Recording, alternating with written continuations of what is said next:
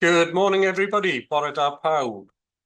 My name is Hayden Llywelyn. I'm the Chief Executive of the EWC, the Education Workforce Council, and it's my pleasure to welcome you to today's event. So this is one of EWC's regular policy briefings, and what we're going to cover with you today is specifically learning support staff in schools. Learning support staff in schools is the biggest group on the EWC Register of Education Practitioners, and I'm sure you know there are more support staff working in our schools in Wales than teachers, actually. So I think it's a really good area to discuss today. We're going to take the session in 3 blocks. So to begin with, 3 members of EWC staff, 2 of our directors, David Brown and Bethan Stacey, joined by Nia Griffith, our data manager, going to talk about the data on the register. A lot of what we're going to show you today is new. It's not been in the public domain before, and share some trends and thoughts with you. So that'll take about 30 minutes. But then I'm delighted to say we have 4 external speakers to share thoughts with you today. And we're really grateful for them taking the time to be with us and chance for them to share their thoughts with you. So we've got Jerry McNamara, who's the head teacher at Bryn Mawr Foundation School. Jerry's joined by one of his staff, Bernadette Fletcher. And we also have Rosie Lewis from Unison. Many of you will know Rosie. And joining Rosie is Sarah Jenkins from Bryn Mawr Foundation School. Sorry, I mixed the 2 up there. Bernadette is from T Gwyn and Sarah's from Bryn Mawr. My apologies, sorry to you both. But really lucky to have those 4 with us today, and they're going to share some thoughts with you in terms of their experience and practice as regards learning support staff work. So once we've done those 2 inputs, we're going to go to Q&As. Generally, the EWC questions generate quite a lot of questions. So you can ask those in 2 ways. Either pop those questions in the chat as we run through. We've got some EWC staff who are going to collate those questions and pass them through to me to facilitate. Alternatively, when we get to the end of the Q&A session, you can pop your flag up there and indicate to our staff that you want to ask a question, and we can do it in that way. You can actually speak to your question if you so wish. So please encourage you to bring your questions forward. As I say, we're really lucky today to have a bunch of people who've got expertise in this area. So I think the opportunity to have a really good session is good. Finally, some housekeeping things from me before we make a start. So your cameras and mics are automatically turned off, but once we get to that Q&A session, you'll be able to turn those on if you wish to speak. If you do lose connection, please just click the link that you came into the session on. You should be able to get straight back in. The event today, as with all EWC events of this nature, we usually try and record these. The one today is being recorded. We often get feedback that people want to share the event after because they thought it was good. So it'll be on the EWC website in a couple of weeks' time for that to be shared. And finally, from me, translation. Some of our speakers today are going to speak through the medium of Welsh, so we've got a translator, Nerys, on hand. So, as usual, please click on the globe button, and you can choose there if you need the English translation. So that tends to work absolutely fine, so there shouldn't be any problems. So that's the overview for today's event. As I say, big welcome to everybody. Thanks for taking the time to join us. So we're going to make a start, and we'll begin with the EWC input, which is sharing the data with you, but also some policy perspectives from other professions and countries. So David, over to you to begin. I know you're going to pass it on to Nia and on to Bethan. So David, away you go. Diolch, Hayden. The EWC, next slide, please. The EWC is unique in terms of regulating across several different categories of registration. And in March, we were registering across 11 different categories. For ease of reference, independent school staff have been included in the bottom 2 categories, and independent post-16 special staff have been included with the further education categories. With that further explanation, this pyramid shows you that over 48,000 registrants were eligible to work in the learning support worker category, which represents 46.4% of those registered with the EWC. Slide nesaf os gwelwch yn dda. This is a new analysis that we presented in our education workforce statistics report this year. This is a two-way matrix with each registration category shown across the top in the columns, as well as down the left-hand side in the rows. The white numbers in the green box is shown diagonally across the centre of the table, from top left to bottom right, are those individuals who are only registered in that category. If we look at school learning support workers, which is the second from the top on the left-hand side, if I take you along to the green cell, we can see that 39,204 registrants are only registered as school learning support workers.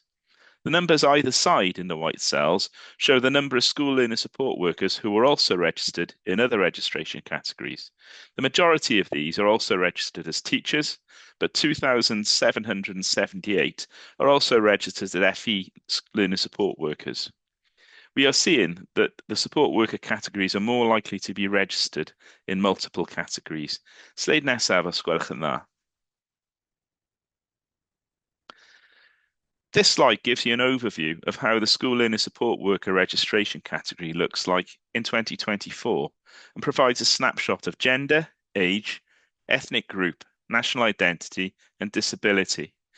Gender, top left, we can see the gender breakdown and a very female-dominated workforce at 85.4%. This has consistently been the highest percentage of all the registration categories for years. Underneath that, we can see the age breakdown and a majority young workforce, with 31.4% being 29 years of age or younger. This is by far the youngest age profile of any registration category. The next highest is FE learning support worker at 19.7%. Moving to the right-hand side of the slide, we can see the ethnic group breakdown. And after white, the highest percentage of registrants are reporting as Asian or Asian British at 3.5%. Comparing to other registration categories, we are seeing more registrants declaring their ethnic group, and this could be linked to the young age profile of this registration group. Only the FE learning support worker category has a higher percentage of Black, Asian, and minority ethnic registrants at 8.3% in comparison to 7.5% of school learning support workers. However, these are both higher than the 6.3% which was reported in the 2021 census data for Wales. Despite seeing a slight increase in our percentages over the past 5 years, we continue to believe that ethnic groups have been underrepresented within the workforce. As you would expect, the highest percentage of our registrants identify as Welsh at 45.9%, followed by British at 27.8%. This profile is very similar across all our other registrant groups as well. These percentages have been stable for many years.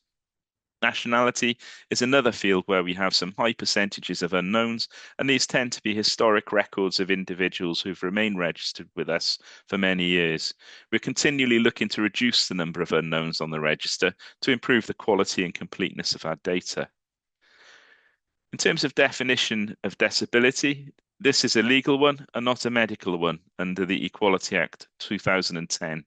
This is also a field where, unless a registrant actively selects yes, it will be counted as a no. School learning support workers has the second lowest percentage of registrants reporting a disability across all registration groups at 2.8%. Teachers are first with 1.2% recording a disability. Slide nesaf os gwelwch yn dda. Continuing with the overview of 2024, at the top of the page, we can see the Welsh language ability of school learning support workers. On the left, we have the Welsh speaking ability, and you can see that 20% are recording that they are fluent or fairly fluent in their ability to speak Welsh. Then, on the top right, we have the registrant's ability to work through the medium of Welsh. This is again a self-declaration where the registrant records if they are trained to, are able to, or have ever worked through the medium of Welsh. There has always been a drop between the numbers of people Welsh speaking and people Welsh working, and here we have 17.2% of registrants able to work through the medium of Welsh. Comparing this with teachers, we have always seen that the percentages of Welsh speaking and Welsh working for school learning support workers has been lower. Moving to the bottom of the page, we have the phase breakdown, which we have arranged in descending numerical order. Here you can see that the majority of registrants within the primary sector. However, suppliers are very close second with 29.5% and 23.8% respectively.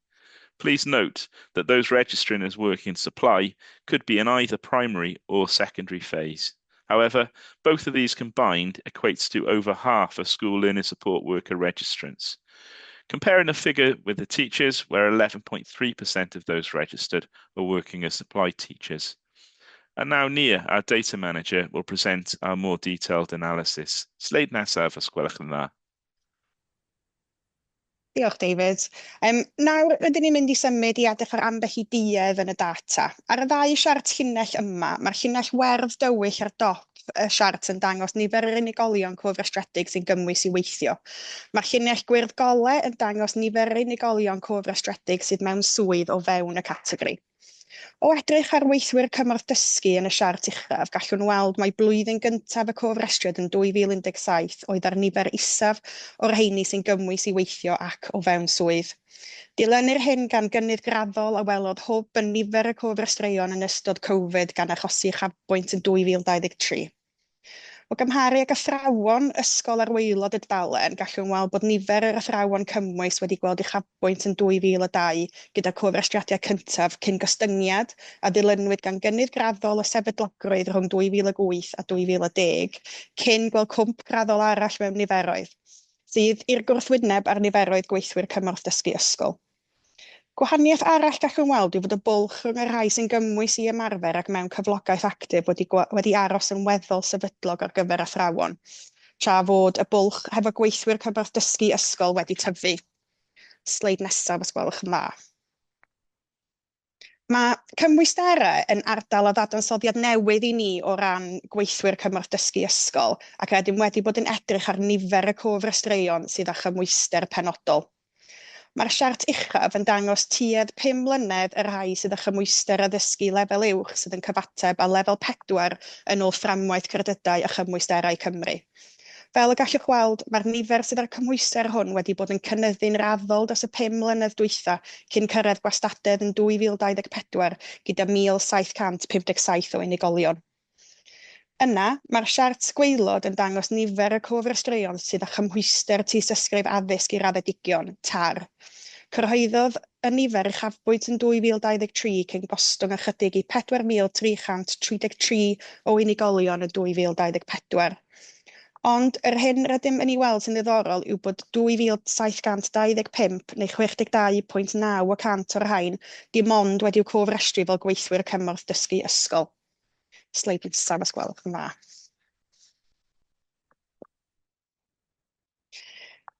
Felly, dyma ni'n mynd i ymchwilio chydig yn ddyfnach i gymwysterau. Ar yr ochr chwith, mae gennym ddadansoddiad o'r nifer o weithwyr cymorth dysgu ysgol yn ôl y cymhwyster uchaf a gofnodwyd.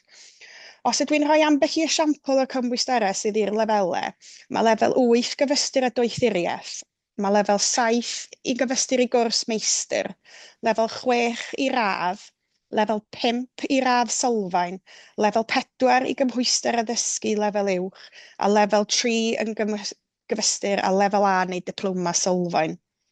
Mae arall yn cynnwys yr rheini sydd heb unrhyw gymhwyster perthnasol, y rhai na ellir pennu lefel y cymhwyster, neu rhai sydd sydd heb unrhyw gymhwyster wedi'w gofnodi. Rydym yn gweld nifer uchel yn disgyn i'r categori hwn, ond mae'n bosibl oherwydd nad oes gofyniad cymhwyster gorfodol ar gyfer gweithwyr cymorth dysgu, mwyn cofrestru sydd yn wahanol i gategoriau eraill. Ond, gweithaf hyn, rydym yn gweld cryn dipyn 28.5% o gofrestreion gyda chymhwyster lefel gradd neu'n uwch. Os byddem yn dod â chi draw i'r ochr dde'r dudalen, yr hyn sydd gennym yma yw dadansoddiad o'r maes arbenigedd sydd gennym yn y categori. Mae'r rhain wedi cael eu rhoi yn rhefn disgynnol ac yn nodi y pwnc arbenigol sydd o fewn lefelau 6, 7 ac 8.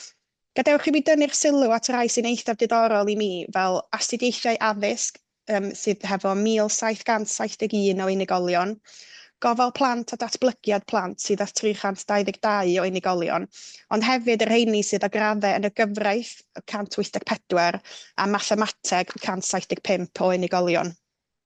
Sleid nesaf os gwelwch yn dda.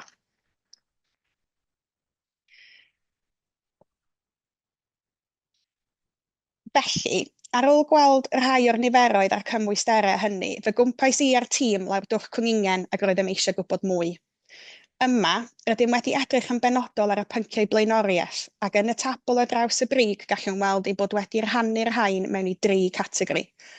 Yn mynd o'r chwith i'r dde, y rhai sydd ond wedi cofrestru fel gweithwyr cymorth dysgu ysgol, o dan cofrestriad unigol, y rhai sydd wedi cofrestru fel gweithwyr cymorth dysgu, ond sydd hefyd mewn categoriau cofrestru eraill, cofrestriad lluosog, yna y cyfanswm gyfunol o'r rhain. Yn symud yn ôl o'r dde i'r chwith, gallwn weld bod gennym gyfanswm o 1081 o unigolion a gradd neu gymhwyster uwch mewn pynciau blaenoriaeth. Gan symud i ganol y tabl, mae gennym ychydig o dan hanner, 48% sydd â chofrestriad lluosog a fe allan nhw fod yn gweithio mewn categori cofrestru arall. Ond, wrth symud i'r chwith eto, a dyma rhai dwi eisiau canolbwyntio arnyn nhw, gallwn weld bod dros hanner, 52%, dim ond wedi cofrestru fel gweithwyr cymorth dysgu ysgol. Mae gan 71 o'r rhain radd neu gymhwyster uwch yma mathemateg. Mae gan 181 o'r rhain un o'r gwyddorau, sydd yn 16.7% o gyfanswm yr unigolion cofrestredig a pynciau blaenoriaeth. Gan symud i waelod y dudalen, gallwn weld ym mha gyfnod mae'r unigolion yma. Ac fel y gwelwch, mae 38.3% a 250 o'r rheini yn gweithio fel gweithwyr cyflenwi cymorth dysgu ysgol ar hyn o bryd. Sleid nesaf os gwelwch yma.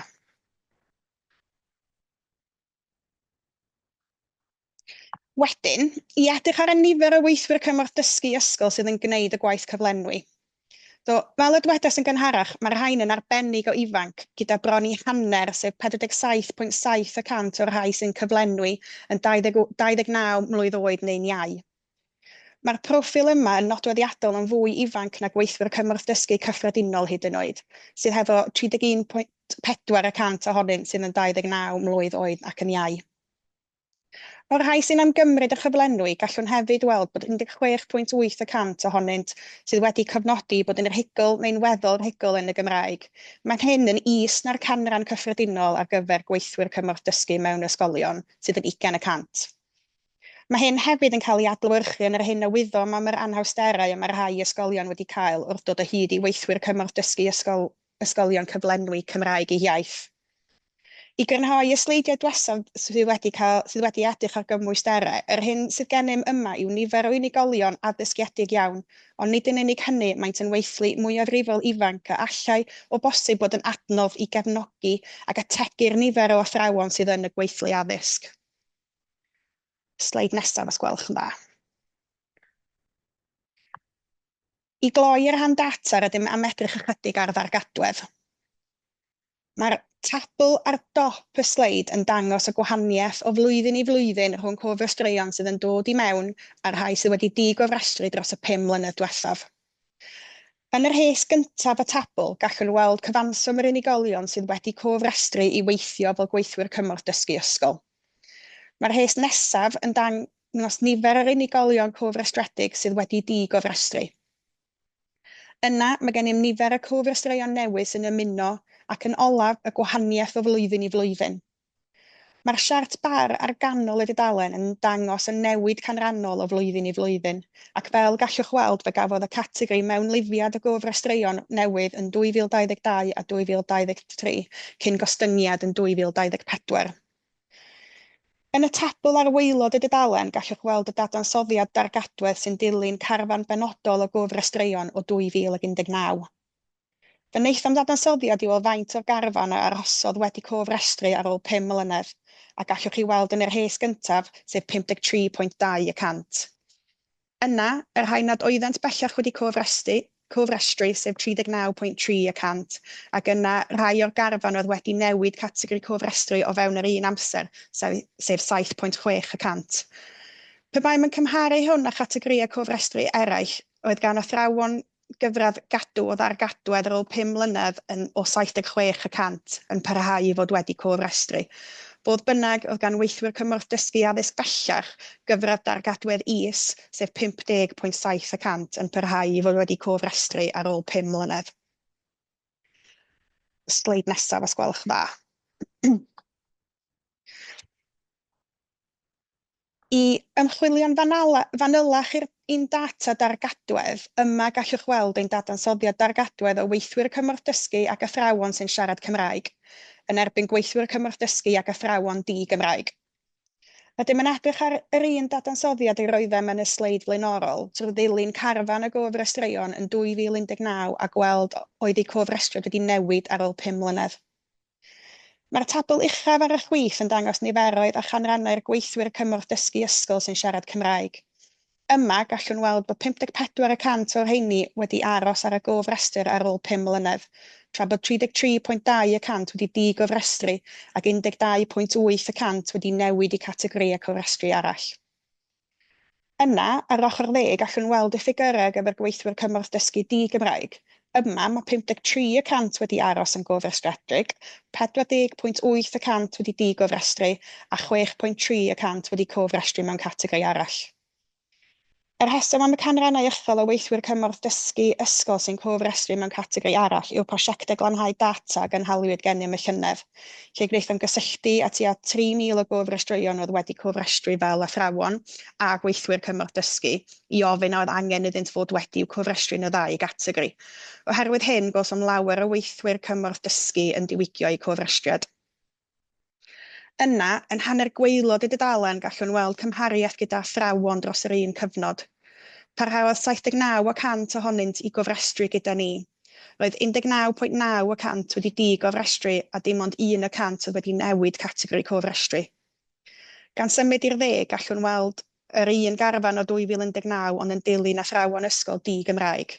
A gallwn weld bod 74.5% wedi parhau i fod wedi cofrestru, 23.7% wedi di-gofrestru'n gyfan gwbl a mae 1.9% wedi symud categoriau cofrestru. Felly, i grynhoi, nid yw'r gwahaniaeth mor amlwg ac y maint ar gyfer athrawon, ond o gymharu'r ddau grŵp, rydym hefyd yn gweld ychydig mwy o ganran o weithwyr cymorth dysgu sy'n siarad Cymraeg yn parhau i fod wedi'w cofrestru nag rheini sydd yn siarad di-Gymraeg dros yr un cyfnod. A dyna orffen yr rhan data a'r cyflwyniad, mi wna i rŵan basio'r awenau drosodd i Beth. Diolch, Beth. Diolch yn fawr iawn i David a Nia am gyflwyniad cynhwysfawr y data. Dwi am adeiladu ar y darlun o'r gweithlu a gafodd ei gyflwyno drwy'r data gan roi ychydig o gyd-destun mwyn dod â'r ddata'n fyw. Mae'r wybodaeth dwi am gyflwyno yn seiliedig ar ymchwil desg, ond hefyd ein cyswllt â thrafodaethau reolaidd trwy'n gwaith pob dydd, yn uniongyrchol ar gweithlu cymorth dysgu, athrawon a phenaethiaid, awdurdodau lleol, asiantaethiau recriwtio, undebau Llywodraeth Cymru ac eraill. Felly, dyn ni eisoes wedi clywed mae'r gweithlu cymorth dysgu mewn ysgolion yw ein grŵp cofrestredig mwyaf, yn fwy nag athrawon ysgol gofrestredig. Ac felly mae'n amlwg bod y gweithlu hwn yn chwarae rôl sylweddol wrth gefnogi addysg ein dysgwyr yng Nghymru. Mae ein gweithwyr cymorth dysgu yn gweithio mewn ystod eang o rolau ar draws ysgolion cynradd, uwchradd ac ysgolion anghenion dysgu ychwanegol. Bod y rolau yn y gwahanol gyfnodau yn debyg, mae pwyslais cryfach yn tueddu i fod ar gymorth bugeiliol, cymdeithasol ac emosiynol i'r rhai sydd yn gweithio gyda phlantiau ac mewn ysgolion anghenion dysgu ychwanegol. Yn aml, mae gan ein gweithwyr cymorth lawer o gyfrifoldeb a gall eu gwaith fod yn heriol ac weithiau angen sgiliau a gwybodaeth arbenigol, yn enwedig oherwydd i lawer elfen allweddol y swydd yw cefnogi dysgwyr ag anghenion dysgu ychwanegol, boed hynny mewn ysgolion prif ffrwd neu ysgolion arbennig. Mae'r cymorth a ddarperir ganddynt yn aml wedi deilwra i anghenion dysgwyr unigol a gall hwn cynnwys cynorthwyo plant sydd ag anghenion corfforol sylweddol, rhoi meddyginiaethau, rheoli ymddygiad, cefnogi cyfathrebu, Ac mewn ysgolion arbennig, mae gofyn iddynt weithio'n agos gyda gweithwyr proffesiynol eraill, fel speech and language therapists, occupational therapists a physiotherapists, yn ogystal ag athrawon. Yn y brif ffrwd, mae rôl gweithwyr cymorth dysgu yn aml yn canolbwyntio ar sicrhau bod plant ag anghenion dysgu ychwanegol yn cael eu hintegreiddio â dysgwyr eraill yn unol â nodau deddf anghenion dysgu ychwanegol 2018 a gofynion y Cod Anghenion Dysgu Ychwanegol Cymru 2021. Wrth gwrs, dyn ni'n cefnogi'r fframwaith hwn, ond mae'n bwysig cydnabod y gofynion sylweddol y gallyn roi ar ein hysgolion, gan gynnwys yr effaith ar lwyth gwaith gweithwyr cymorth dysgu, a'r angen i'r ymarferwyr hyn ddatblygu sgiliau mwy arbenigol. Nawr fy mod i wedi siarad ychydig am y rôl yng Nghymru. Sut olwg sydd ar y gweithlu cymorth dysgu mewn mannau eraill y Deyrnas Unedig a phellach? Wel, yn fras, yn aml, bod teitl y swydd yn wahanol, mae rôl gweithwyr cymorth dysgu yn bodoli mewn amrywiaeth y wledydd eraill gan gynnwys Lloegr, yr Alban, Gogledd Iwerddon, Iweriniaeth Iwerddon, yr Unol Daleithiau, Australia, Seland Newydd, Canada a llawer o wledydd yr EU. Bod union natur y rolau hyn yn amrywio, yn adlewyrchu natur wahanol iawn rai o'r systemau addysg, mae'r cyfrifoldebau a gyflawnir ganddynt yn gymharol debyg i'r rhai yng Nghymru. Ond yr hyn sydd yn wir nodedig yw mae'n ymddangos bod maint y gweithlu yng Nghymru yn llawer fwy o'i gymharu â'r gwledydd eraill, a hefyd mae yna mwy o ddefnydd y gweithlu cymorth dysgu yng Nghymru o'i gymharu â'r gwledydd eraill. Ymlaen i'r sleid nesaf os gwelwch yn dda. Dyn ni wedi clywed gan nia drwy'r data am rai o'r heriau sydd yn gysylltiedig â chadw staff cymorth dysgu yng Nghymru.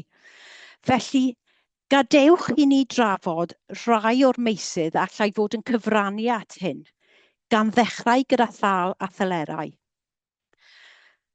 Yr hyn sy'n nodedig yw, ein bod ni'n gwybod bod gwaith a thrafodaethau wedi bod yn cymryd lle, hyd yma, nid oes fframwaith cenedlaethol cyson ar gyfer pennu cyflogau gweithwyr cymorth dysgu, ac mae'r trefniadau felly yn amrywio ar draws yr awdurdodau lleol. Ac fel gyda llawer y rolau eraill yn y sector cyhoeddus, mae codiadau cyflog wedi methu a chadw i fyny â inflation, gan weithygu effaith yr argyfwng costiau byw ar gyfer llawer o weithwyr cymorth dysgu. I ychwanegu at hyn, mae cyflog hefyd wedi methu a chadw i fyny â phroffesiynau eraill, yn enwedig y rhai yn y sector preifat. Mae'n hefyd bwysig nodi bod gweithwyr cymorth dysgu yn cael eu cyflogi ar amrywiaeth o wahanol fathau o gontractau.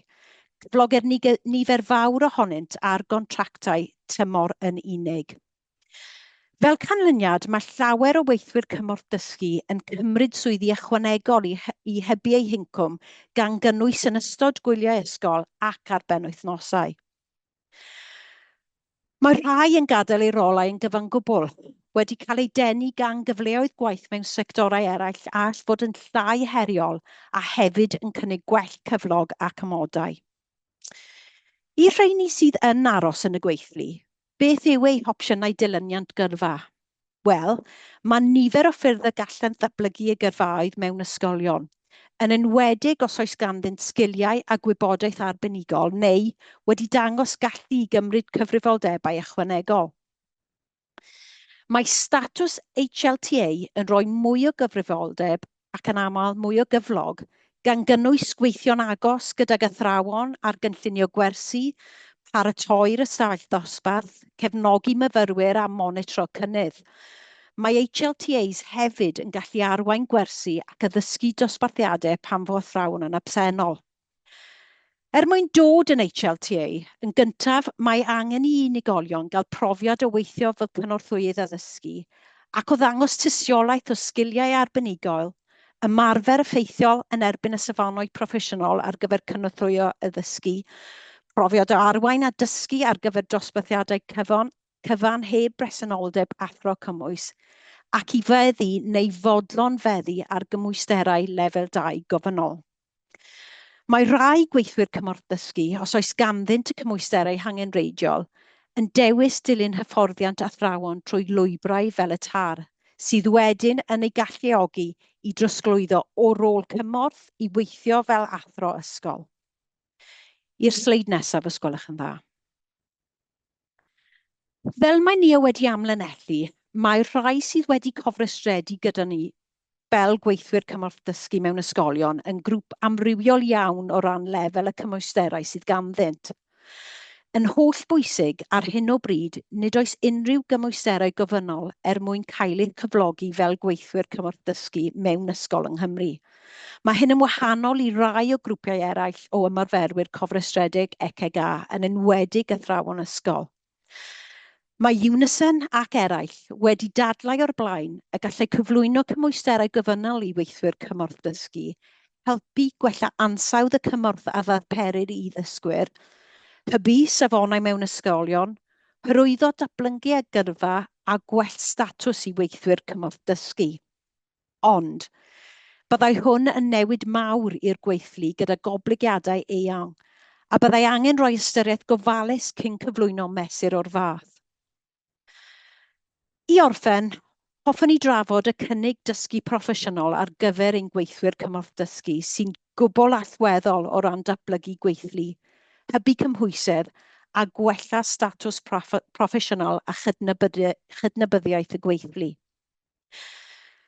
I'r hawl dysgu proffesiynol cenedlaethol cael ei gyflwyno gan Lywodraeth Cymru o mis Medi 2022, yn nodi bod gan bob gweithwyr cymorth dysgu hawl i daith ddysgu proffesiynol unigol gyda chefnogaeth arweinwyr eu hysgol neu leoliad.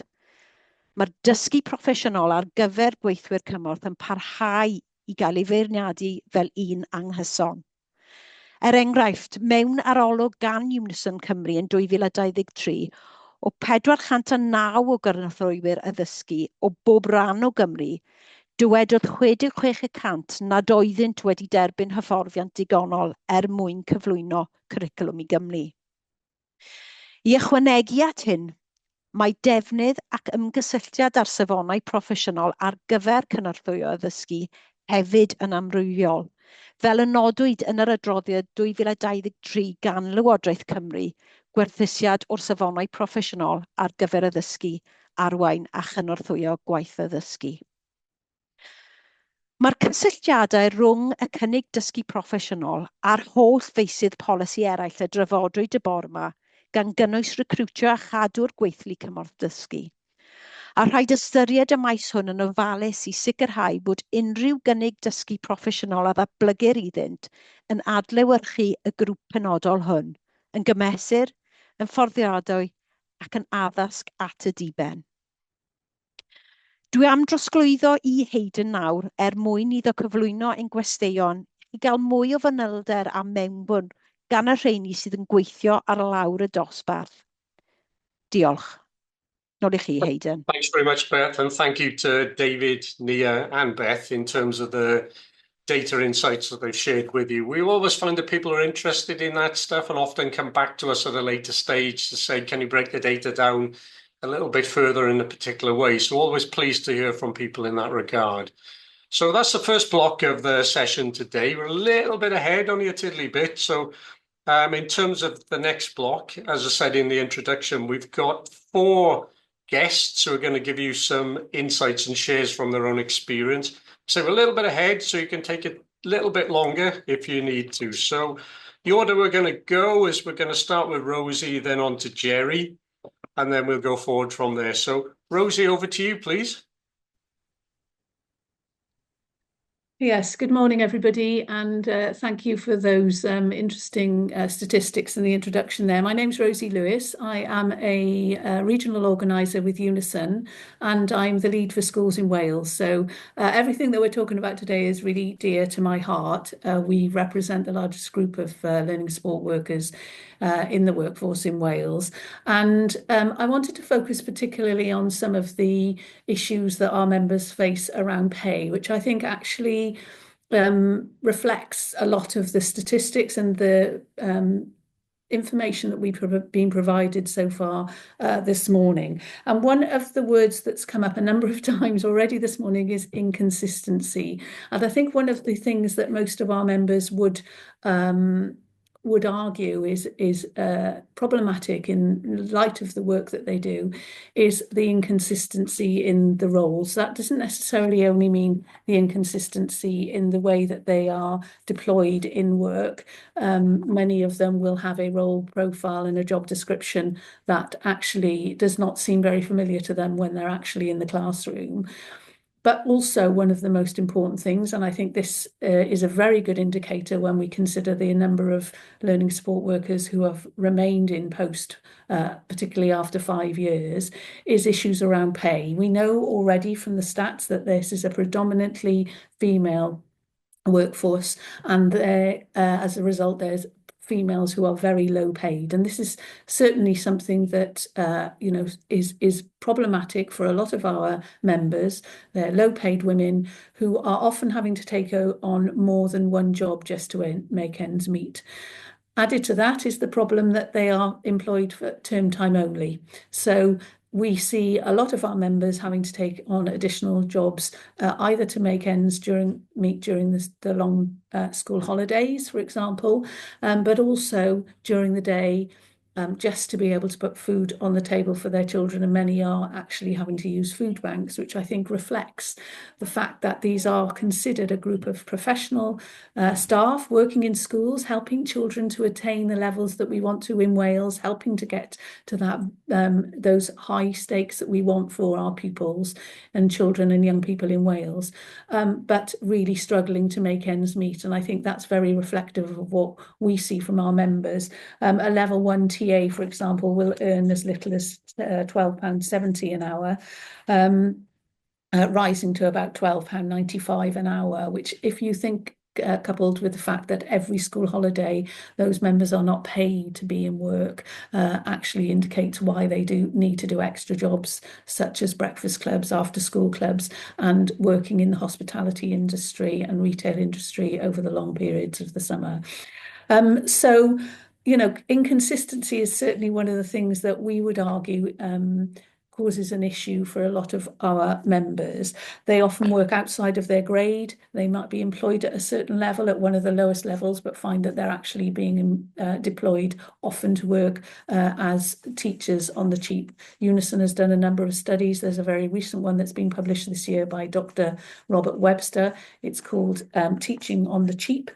And it indicated from that how many of the learning support workers who were responding to the survey indicated that they often had to cover a class, and 76% of them were not even reimbursed for the uplift. So one of the things that I think we could do, and this is where the information from the EWC is really helpful, is to help and provide some consistency across Wales in terms of teaching assistants' pay and terms and conditions. If you're a teaching assistant in Cardiff, for example, in a school in Cardiff, you could have completely different pay for doing the same and similar role in another school in Cardiff, and then go outside of the borough to Newport or another neighbouring authority, and it would look completely different again. Yet for teachers and others working in the profession, there is a set standard that they would expect across Wales.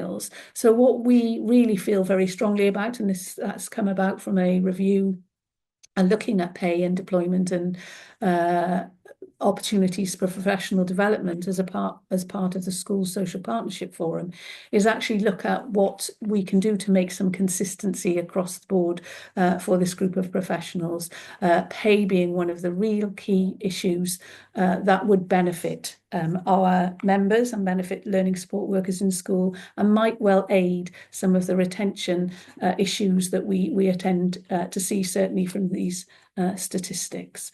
I don't know whether I'm going over my time now, Hayden, but I think it's really important to start considering the levels of pay of this group, of the very important part of the workforce. They're already, as we've heard, over 50, nearly 50% of the registrants are learning support workers. If this group of staff are to provide, proper opportunities for professional development to be recognised as professionals by being registered with the Education Workforce Councils, then we need to see changes to the way they're employed. We need to see improvements in pay. The recommendations of the school support staff task and finish group was to scrap the level 1 role because they're not fit for purpose. We need to see that implemented, and a review of term time only working for these members of staff who often work outside of their, not only outside of their grade, but outside of their hours, covering for things like school trips, coming in more early in the morning, helping children off transport and buses, doing the school disco, school Christmas concerts, all the things that are quite topical at the moment, for no extra pay. So one of the things that I think we need to consider moving forward is how can we recognise the value of the staff who work in these roles when we're not actually addressing the low pay and the term time only conditions with which and contracts with which they work.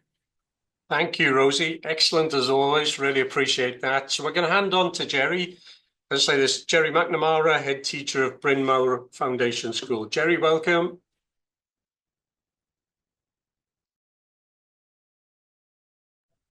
Hi, Aidan. Thanks very much.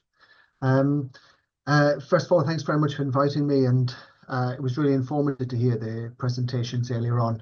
Okay.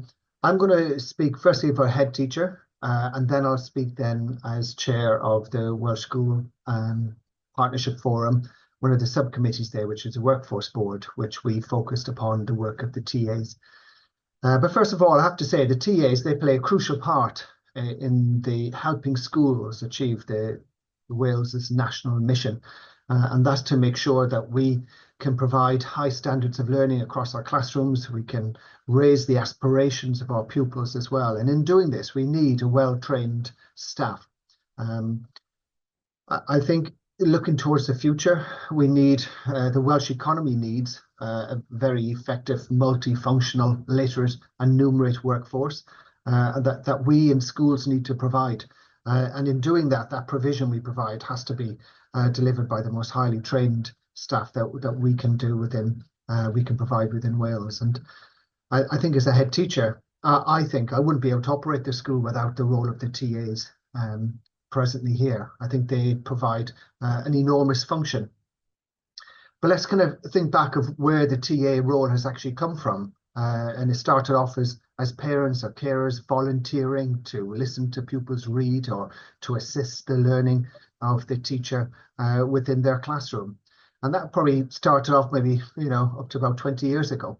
And then we started making it more formalized, where positions became available within schools for TAs. And that's developed over time, and TAs have become very well versed in using data to understand the progress of children, particularly in literacy, and helping them to make progress. But I think we've had sudden changes recently, and I think there's definitely a changing educational landscape. We first of all went through COVID, where TAs had to work very differently, like everyone else. But again, they developed their skills during this period of time in the work that they were assigned to do. But I think the introduction of the ALN bill and also the Curriculum for Wales has really sharpened the lens of how we monitor and help children to make progress, particularly in pupil skills and literacy and numeracy, but also helping pupils as well, whichever needs they have, to make sure that we know our pupils, we understand our pupils, and we can help them to make progress within our classrooms. And this was vital that we listen very carefully to TAs in we're trying to help them. And in one of the roles I do, that's chairing the Workforce Board that feeds into the School's Social Partnership Forum. We looked at this in close detail, and two of the aspects I'll focus upon now is deployment and professional learning. When it came to deployment, we got great variation or inconsistency of how TAs were deployed across, not just within local authorities, but across Wales in general.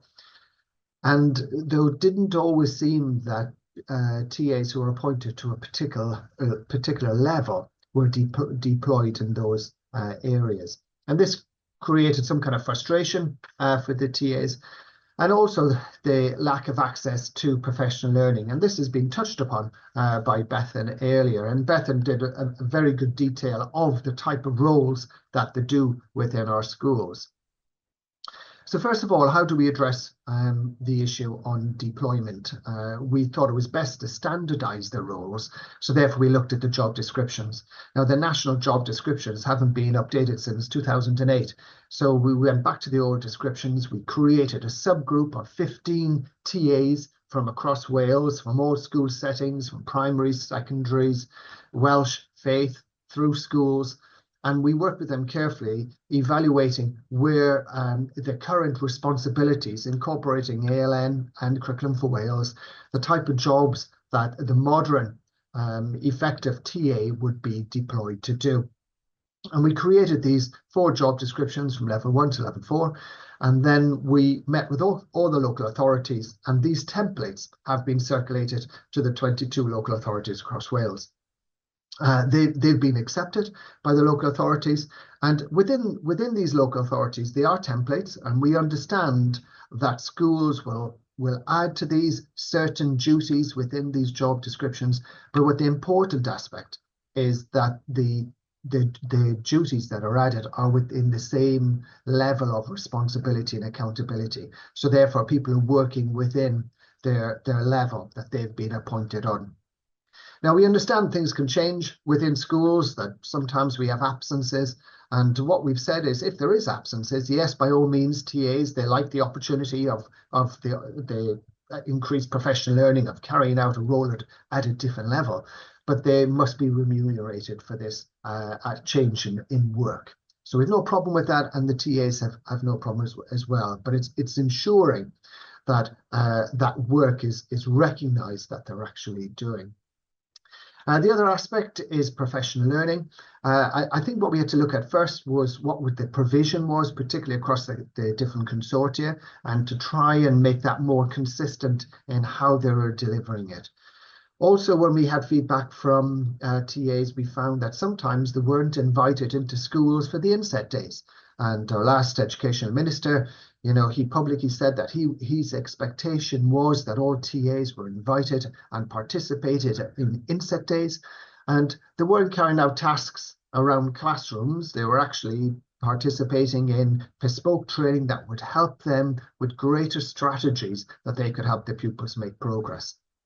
And I think there has been some movement in that. More recently, I think there has been improvements in the levels of professional learning as generally across Wales. Of course, part of our remit as well is education for all school leaders, making sure they have an understanding of these new job descriptions, of these templates, but also the importance of professional learning, the offer that is out there, and what can be best, or what strategies can be best shared with TAs that they can help make progress within their schools. So that's a piece of work as well, is making sure we share that best practice that's happening already. And within Hub, there's already some videos there of sharing best practice within schools from TAs as well. And finally, we also had to work with governors to make sure governors are questioning their leaders, to ensure that TAs are being valued as a member of staff in that workforce, and also that they're having an appropriate professional learning, and also they're being rewarded as well for the job that they're completing within their schools. Okay, Hayden, thanks very much. Jerry, thank you as always, really insightful again, thank you. Okay, as I said earlier, we're really lucky today to have 2 practitioners. Firstly, I'm going to invite Bernie Fletcher from Gwyn to speak. As you'll know, when it comes to learning support staff, their role and relevance in ALN settings is absolutely vital. When I go into special schools, I'll see at least 80% of the staff are support staff. So it's really great to have Bernie with us today. So Bernie, over to you to share some insights, please. Technical trouble for the moment.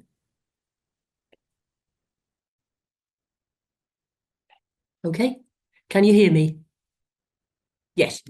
Can I start by saying that I work at Gwyn Special School in Cardiff, and that our job, I think, is a little different to many of the other roles, but I can only talk about life here in Tŷ Gwyn. You said that you wanted to know about our day-to-day work, and I'd like to take my 3 minutes to try and describe that to you best I can. To begin with, our pupils. We should have just 8 pupils per class. I know that sounds unbelievable to people outside the special sector, but in fact, we usually end up having between 11 and 12 of our hugely complex, physical and medically challenged children. And the other half of our school here has a whole side of the school of children who have behaviours that challenge. Many of our children are at very early stages of development. They're still learning to look, they're still learning to listen, they're still becoming aware of where their body ends and the rest of the world begins. In our class, we're usually 1 teacher to 3 or 4 TAs. But the most important help we can give our children is time to learn, time to understand what's going on around themselves. And too many children in a class and too few experienced staff members, we are failing our children because we can't give them the individual attention that they need. Regarding the whole class, we have to be eternally vigilant for seizures, for too high or too low blood glucose levels, and many of our children have very poor temperature control mechanisms. Many of our kids have colostomy bags, and it's TAs that manage the changes. They have diabetes, and it's TAs that measure the levels. They may have begun a blended diet, which is where food is introduced directly into the stomach via what we call Mickey tubes. This all takes a huge amount of time and a huge amount of training. Some of these roles have become no longer a choice, but rather there's an expectation that we will do these jobs.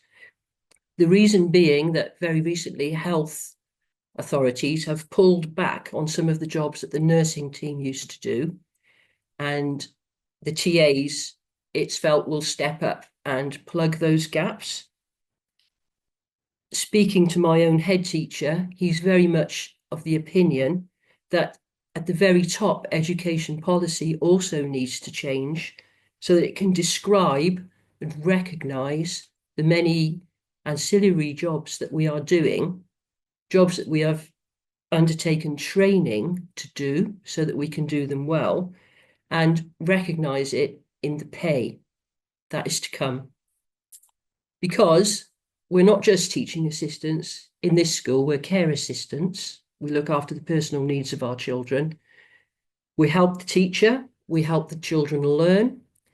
We do some of the nurses' jobs in terms of running the enteral feeding throughout the day. So in my class, 9 children, one of whom is in hospital, one of whom comes in 2 days a week with her nurse. The others are all on Pediasure milk feeds, so we have to run those feeds throughout the day at the set times, and making sure that the battery pumps work and all the rest of it. We're physio assistants because we do the postural management of the children. We transfer them from their home chairs to their specialist class chairs, onto their side-lying beds, into their standing frames, and into and out of the changing room for their personal needs to be met. We're OT assistants because we put the hand splints on and we look at how the chairs are moving and how the trays are attached and all the specialist equipment that the children have in class. We're speech and language therapy assistants because we're working on early recognition of symbols, choice making.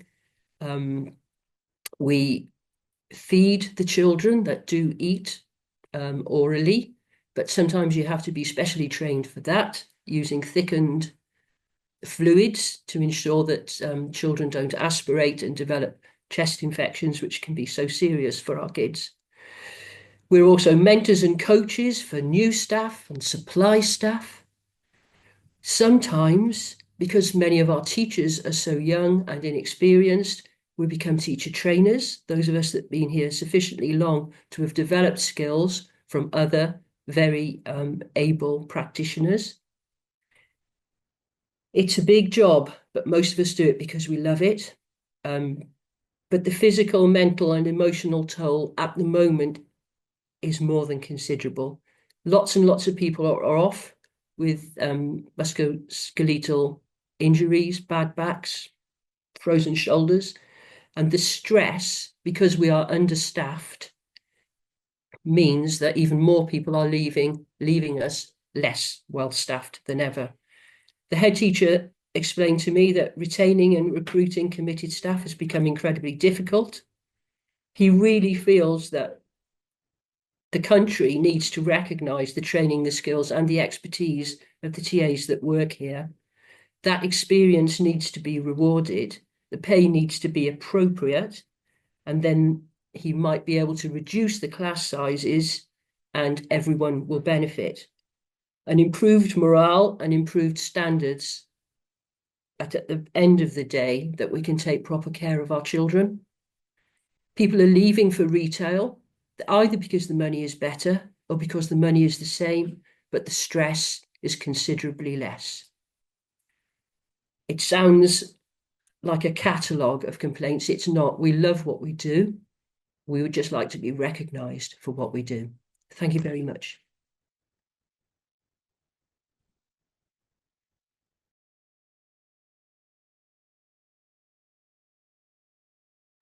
Sorry, I didn't turn my mute off. Schoolboy error, big apologies. I was going to say, Bernie, massive thanks there. And you can see when Bernie speaks, it's really impassioned and from the heart, so really strong input.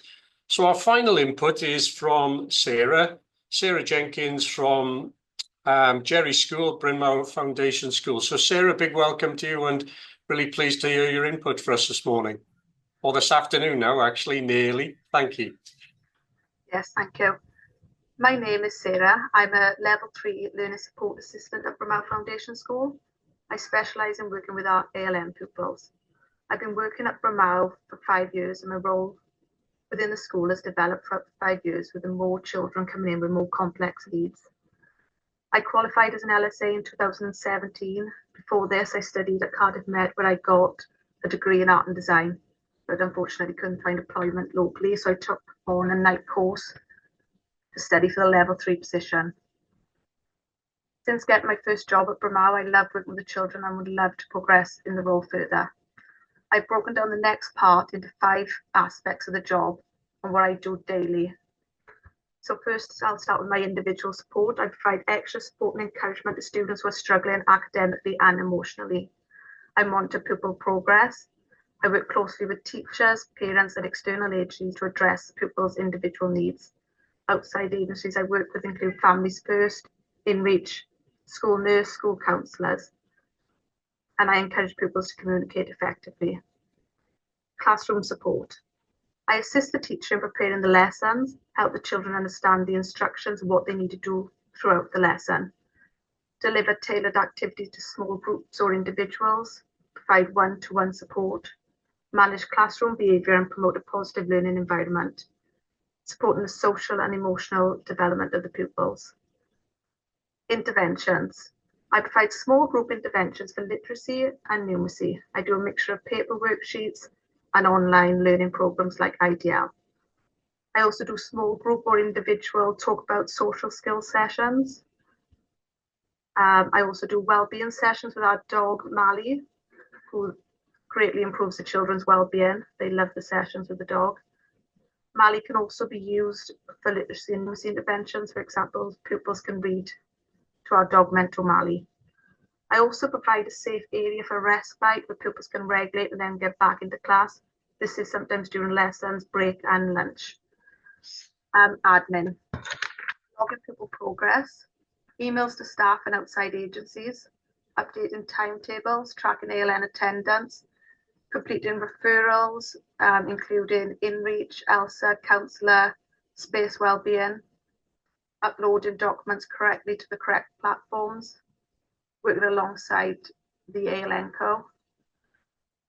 Setting up screener tests for dyslexia and dyscalculia and recording the results, logging safeguarding, acting on them and completing DTRs where appropriate. And the last bit I have is my professional learning. I've been fortunate to attend many training sessions to benefit my position. I have done my qualification and I am a qualified HLTA. I'm one of the school first aiders. I've also completed the advanced safeguarding where I am able to do the DTRs.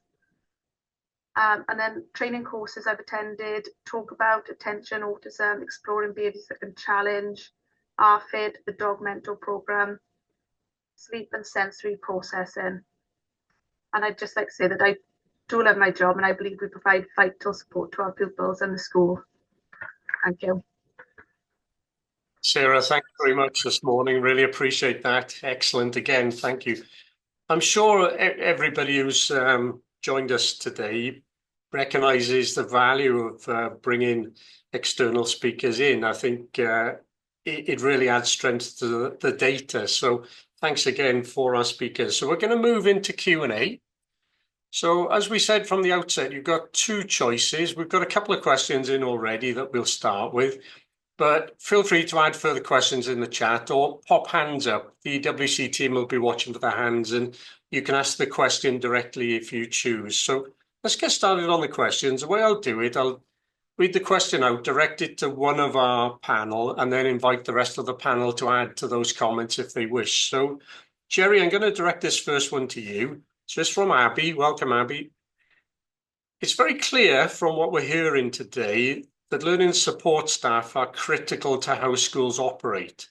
How can schools better balance the varied responsibilities of support staff and allow them to fulfill their potential without overburdening them? Jerry, can you have a go at that one for us, please? Yeah, thanks very much. And Abby, thanks very much for the question. I think this is crucial. The role of school leaders is to look after the well-being of all their staff, and the role of the TA, I think, has developed immensely over particularly the last 5 years. I think what's really important for school leaders is have a really good understanding of the pupils who are coming into their school. We do seem to have more pupils coming in with complex needs. So therefore our preparation over our transition is crucial, not just in year 6, but we need to know more information in 4 and year 5, because it needs to give us time to train particular members of staff in particular needs that we have for our individuals who are coming up. And so I think that's one thing that's really important. Also, I think it's from the school leaders, and that's through the core of the school. So, from the head down to the deputy, to the assistant heads, down to the ALNCO, it's really having understanding at all those different levels where the pressure points are, and making sure that the appropriate workload is put onto the TAs, and having a greater understanding of how they can serve those children that they are.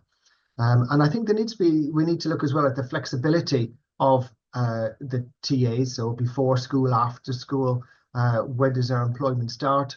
There's lots of things that we have to look at as well around their breaks. Do they take breaks at different times? Therefore, pupils can be looked after throughout the day.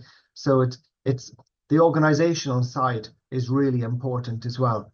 But definitely leaders at all levels throughout the school have to have an understanding of the workload of the TAs. And the complexity of the children that they're working at.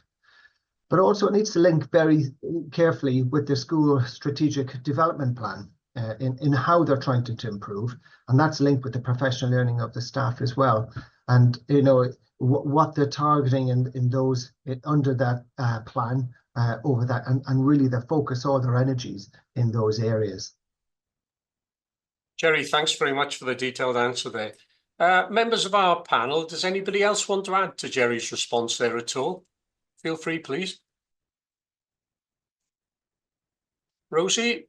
Thank you. If I could just come in on that as well. Absolutely, Jerry is completely right in everything he's saying in terms of the approach that needs to be taken. But I think increasingly, one of the ways that we can allow learning support workers to fulfill potential is to, as Jerry has mentioned, offer them appropriate training. Many of our members don't have an appraisal, even an annual appraisal. They don't even know that training is available for them. We know that there's amazing training out there. We know that a lot of this training can be provided to to learning support workers, which will help them feel more skilled and equipped, and not like they are in a role and adapting and spreading themselves so thinly. And I think if we have an opportunity where there is a framework whereby there is an expectation that learning support workers at least have opportunities for training that are linked to their role, that will really make a big difference. You know, Jerry referred earlier to the report that we had that stated that we have a lot of learning support workers who aren't included on inset days, for example. That means they're not paid to come in on an inset day. So, you know, they're not getting necessarily the whole school approach to training, which would actually perhaps be more particular to the needs of that school, that any training that provided should be provided within work time, not something that learning support workers are trying to find outside of school. So communication about training, a commitment to training, and more staff in the classroom would be, you know, certainly one way of preventing that overburdening pressure that we are seeing on support staff in schools. Thank you, Rosie. We've got a few questions rolling in now, so I'll move on to the next one. This one's from Ben. Again, it was through the chat. So Ben, again, welcome and thanks for your question. Sarah, I'm going to direct this one to you initially, okay, because of what you said about being HLTA. So the question is, how can schools better support teaching assistants who want to progress to HLTA status or pursue teacher training? Can you give us your thoughts on that one? Yeah, I was lucky enough to have the HLTA position training offered to me by the assistant head. I took on that and I was given the time out of, you know, my daily task to complete the training and given the support then to do the interventions. And it was free, obviously, for me to do it. They are offered. Okay, thank you. Bernie, have you got any perspectives on this one as well? Obviously, HLTA or teacher training isn't for everybody. You got any thoughts on this one at all? Yeah. Well, here we've got many HLTAs, and they all stand in for teachers, but they also do roles outside of the classroom, like teaching Makaton or teaching the manual handling, or teaching team teach for behaviour support. Most people who are HLTA here have moved up the chain, really. They've started off as a TA, they've shown an interest, and they've asked for and received the training to become a senior TA. And then of those people, some people would like to progress, and then they do the additional training to become a HLTA. This school is very supportive of training throughout the workforce for the teachers and the assistants. We're involved in all the training that's provided. But we do have HLTAs come in from outside too. And you know, they'll come and interview here and get a HLTA position. And I do think it's not easy for them because our school is so different. So you come in perhaps and asked to take over a class in the absence of a teacher, and you may not really know where to begin. So there's initial time, I think, when people need to acclimatise to what goes on here.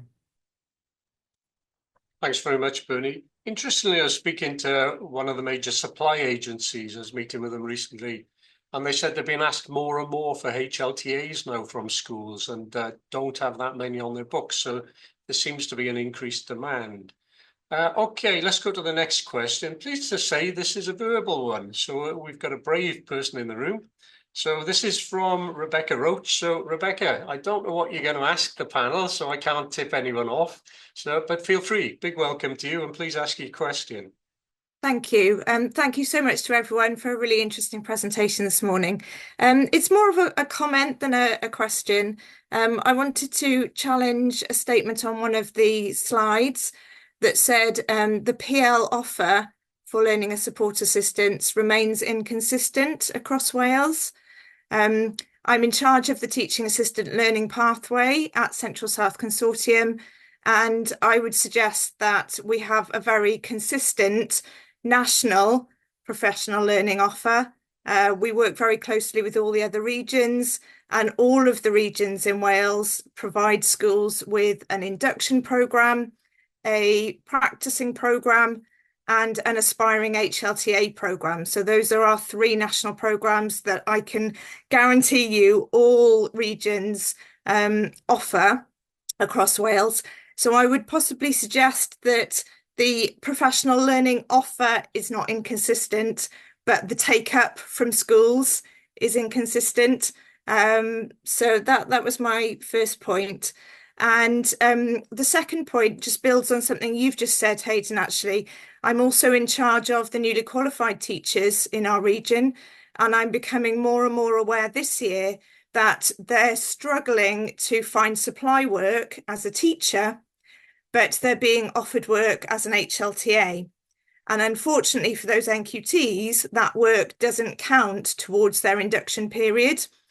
And I totally understand why schools may be, offering them the work because it's cheaper for them to get an HLTA in, who they are then allowed to ask to lead the class.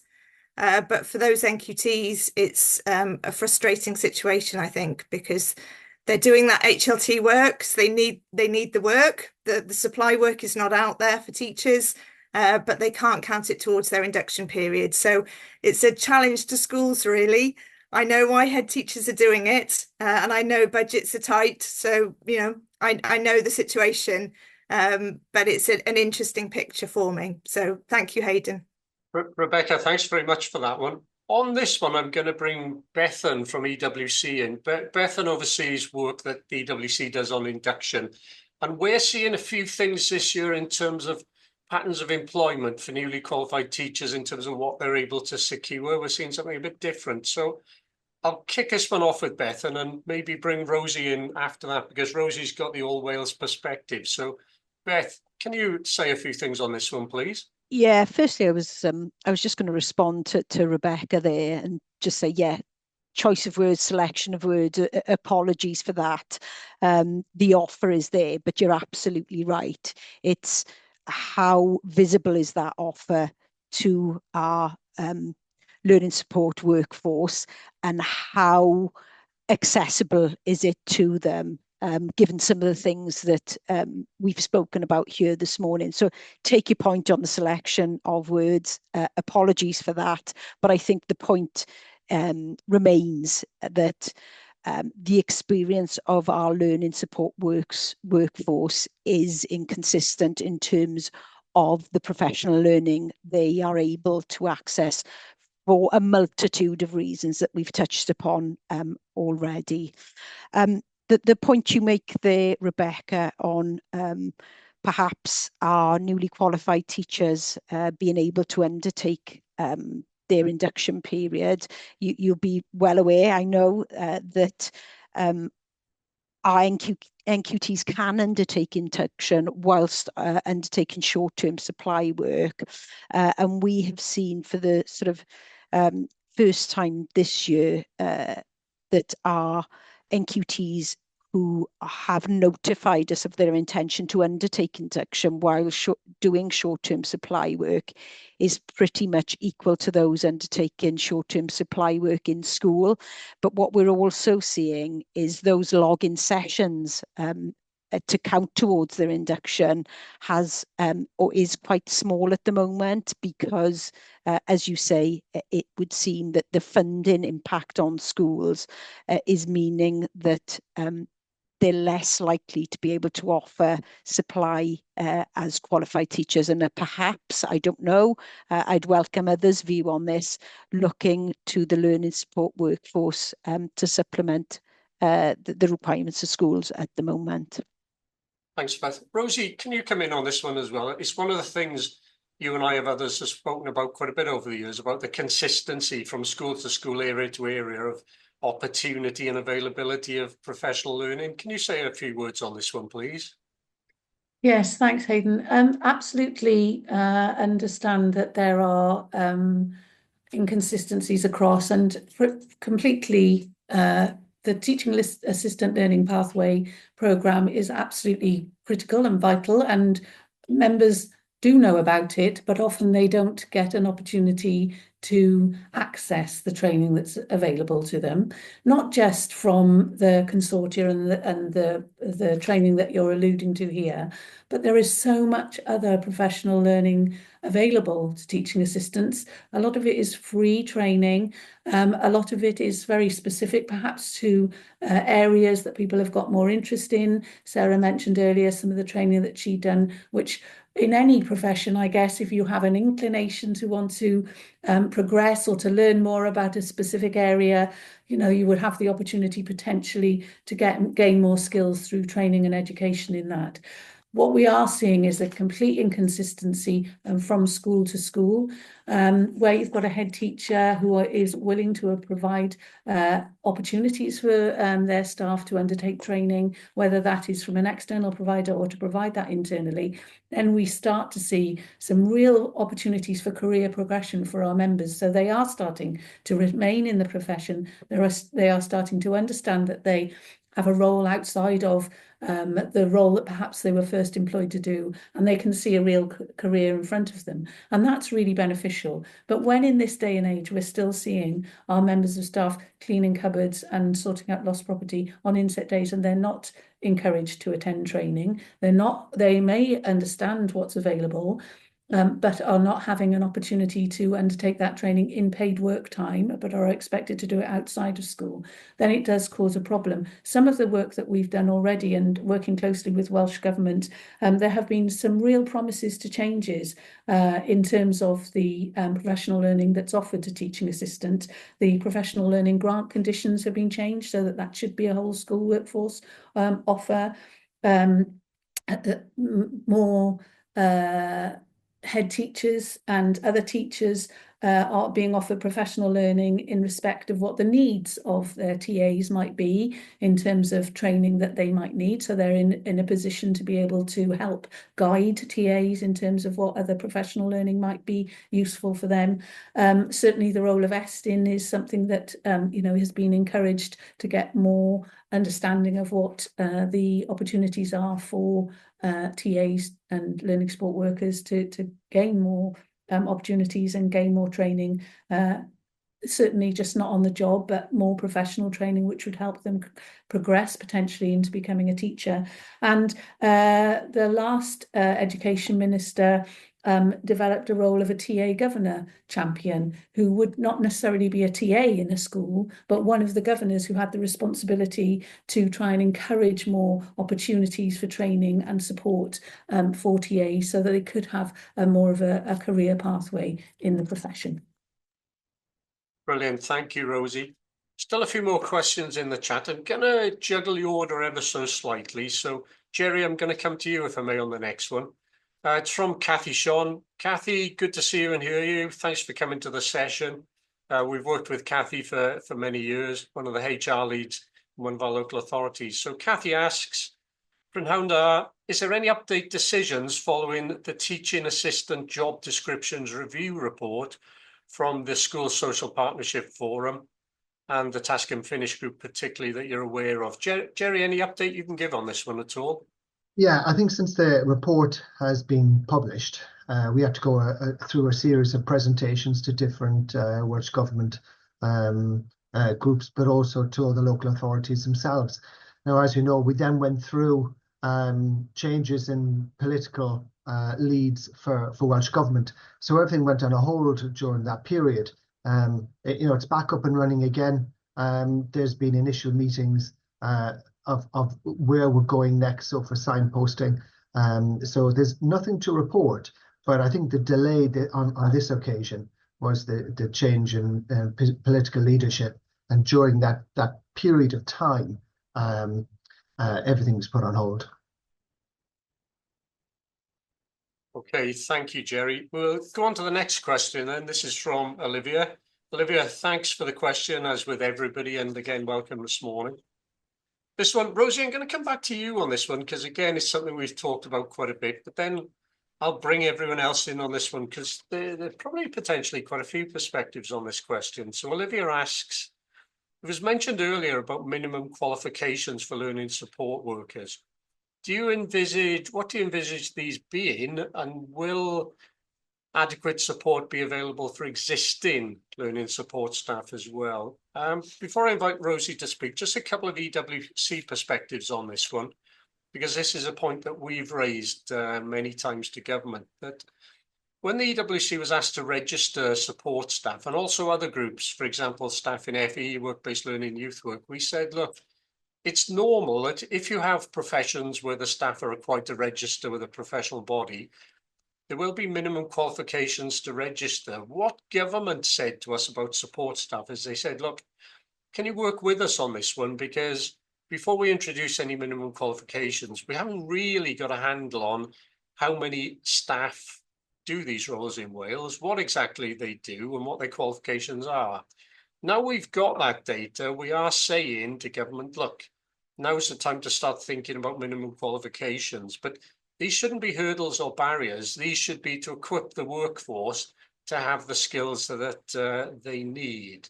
So Rosie, do you want to comment on this one first, and then I'll bring the others in, including our support staff in the room this morning.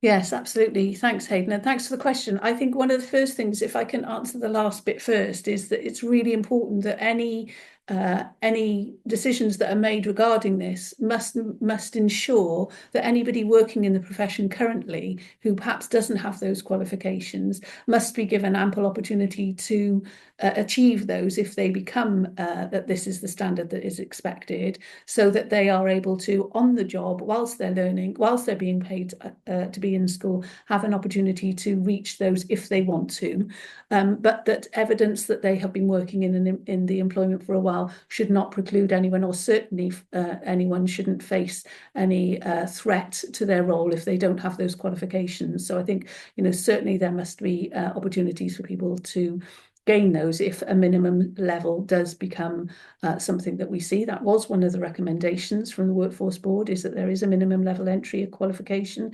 What we find is that because there isn't one, we have TAs working in school who don't even have a qualification in English or maths.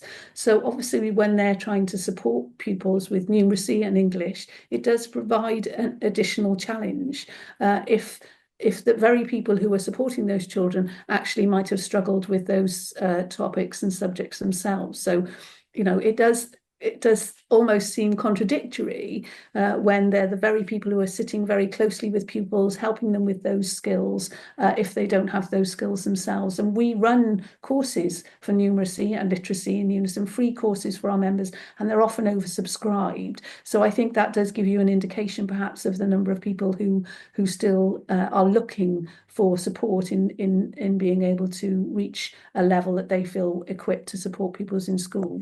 And equally, we had a school seminar, and a lot of the feedback that we were getting from our members was that we've already seen the number of supply TAs who are coming into school, that they are, because there is a no entry level, there are often school leavers coming into schools as supply staff, being paid more than the TAs who are working in school, because they're on obviously a supply daily rate, who don't have those skills, who don't have any qualifications, and who in fact are just a body in the classroom rather than anything more than that, and are not able to even potentially assist or certainly be able to support children with the needs that they have in the classroom. So I think even without that minimum level entry qualification, we're starting to see a kind of a saturation in supply staff. That's not to say they're all like this, but of people who perhaps don't have the necessary skills to even support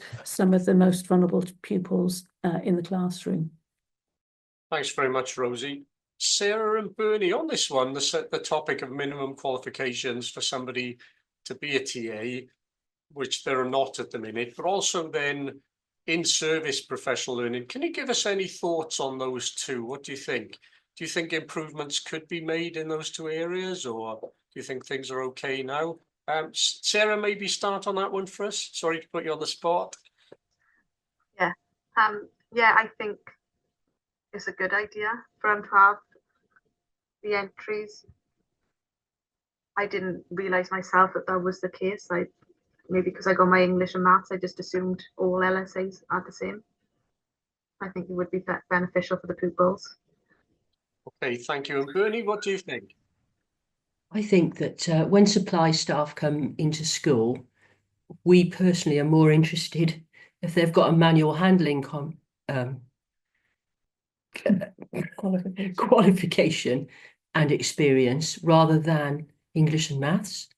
But English and maths learning and teaching used to be offered here, certainly as an MVQ, by people who wanted to develop their qualifications while they were in school. Literacy and numeracy were available here for members of staff that wanted to take it up. Okay, thank you both. The next Can question. Can I just add, sorry, Hayden, I think that we're hearing examples today from two very well supported teaching assistants who have got head teachers who completely value the role. And I'm not saying that all head teachers don't, but there are, you know, there are constraints within the systems in school, funding, etc., which means that we're seeing a very a great example in the two teaching assistants that we have here today that is not necessarily replicated across Wales, and it is so patchy. There is professional development is something that is without a national framework for that or an expectation for TAs in the same way that teachers do. Then I think we are going to always see a very patchy route to either being able to secure that or to being able to understand what's available and on offer. And without a minimum level, at least, you know, we're going to continue to see those problems arise. Thank you, Rosie. The next question there in the chat is from Christy. It's quite a specific question. So what we're going to do with Christy, our communications team's already been in touch, you'll see there, just to get Christy's details, and we'll deal with that one offline. It's quite a specific query, so we'll try and help Christy as much as we can offline. We're nearly out of time, so there's one final one. Jerry, it's a follow-on from your comments about the work of the Partnership Forum, and there's a question there. Are copies of the report publicly available? I don't know the answer to that. Perhaps you can help with that one.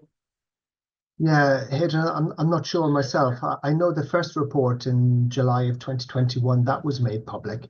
The most recent report in 2024, it's with the school's social partnership forum at the moment, and I'm not too sure if that was put in the public domain. I know all the job descriptions were circulated to the local authorities, but I'd have to chase that up myself, or the person who asked the question, if they could ask the SSPF, I'm sure they'd circulate a copy. Okay, thanks, Jerry. I thought that was the case, actually, but I think a few of us will be interested to know the answer to that one. So thank you, and thanks for the question. Okay, we are out of time, so we're going to stop there. We're going to finish on time. I want to just say a huge thanks to everybody who's come along and listened and taken part in the event. And as I say, we often find that when we put these up online, it gets cascaded quite a lot. We watch the hits on that, and we usually get more hits after the event because it's always a challenge when to put these on. If you put it in school time, that's difficult. If you put it in the evening, that's tricky as well. So please share on. Also, a massive thanks, as I say, to all of our speakers. These are busy people. So Jerry, Rosie, Bernie and Sarah, big thanks. And of course to the EWC team as well. So we're done. Thanks to everybody. Thanks for your time. Hope to see you at a similar event again. Thanks very much. Bye, Val.